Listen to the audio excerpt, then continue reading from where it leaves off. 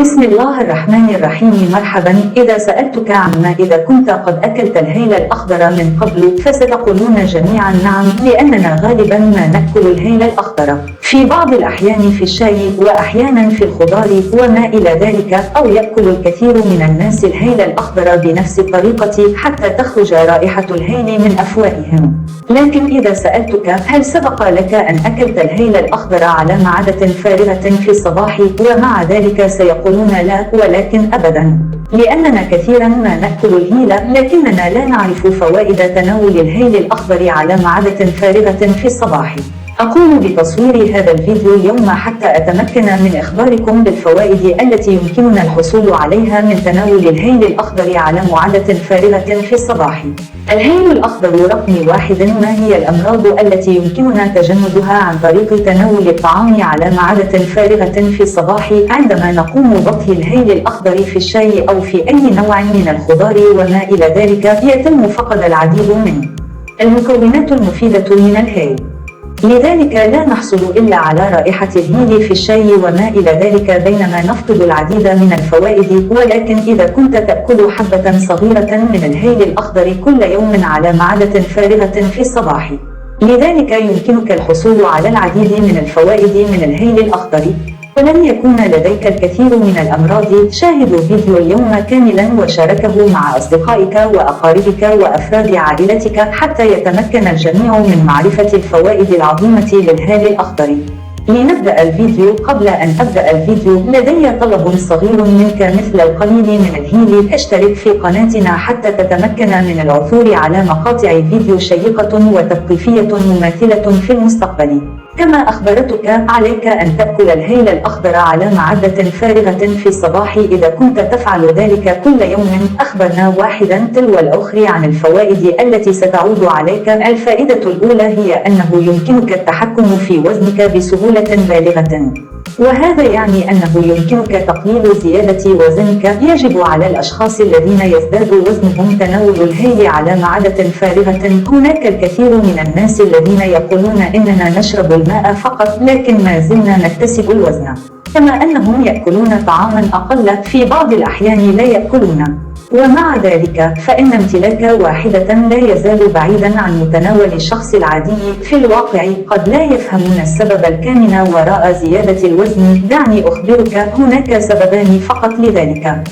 رقم 1. عندما يكون هضمك سيئا فهذا يعني أنك تعاني من مشكلة الإمساك أو تحدث أي مشكلة متعلقة بالمعدة. ثانيا، عندما يكون معدل الأيض منخفضا.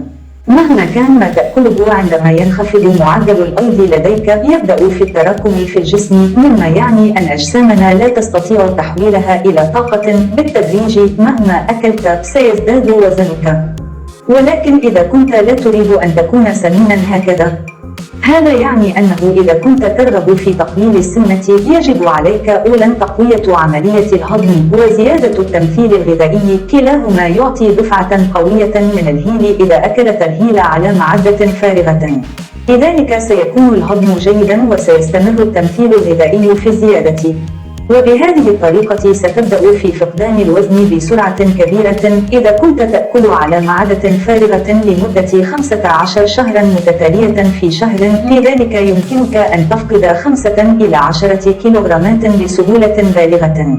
الفائدة الثانية هي أنه سيزيد أيضا من شهيتك. هذا يعني أن تناول الهيل على معدة فارغة في الصباح سيجعلك تشعر بالجوع أكثر. الأشخاص الذين لا يشعرون بالجوع أو لا يشعرون بالجوع أفضل طريقة لهم لتناول الهيل على معدة فارغة في الصباح.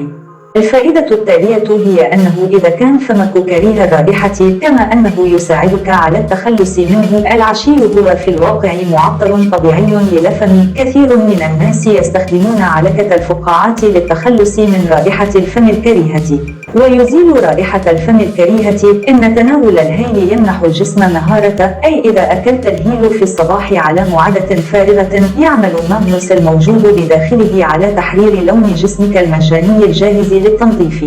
أي إذا كنت تريد أن يتم تطهير جسمك يجب تنظيف معدتك. يجب تناول الهيل كل صباح على معدة فارغة، كما أن تناول الهيل يحافظ على صحة الكلى. هذا يعني أنه يجب على أولئك الذين لديهم مشكلة مع الانتباه البطاني الرحمي بالتأكيد تناول الهيل، لأن الهيل يساعدك كثيرا في إزالة الكالسيوم واليوريا من الكلى، كما أنه يحافظ على صحة قلبنا، لأنه يساعد على ترقق الدم حتى تتمكن من تجنب النوبة القلبية، لأن الهيل يطهر الدم أيضا ويزيل انسداد القلب. هناك العديد من الفوائد الأخرى أيضا، فقط ابدأ بتناول الهيل على معدة فارغة كل صباح من اليوم.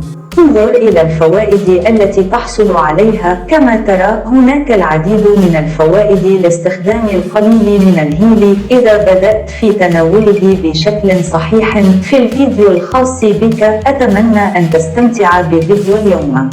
يجب مشاركة تطبيق اقتباس الفيديو هذا مع أصدقائك الحقيقيين وأفراد العائلة على فيسبوك وإنستغرام. اسمح بالفيديو التالي وداعاً.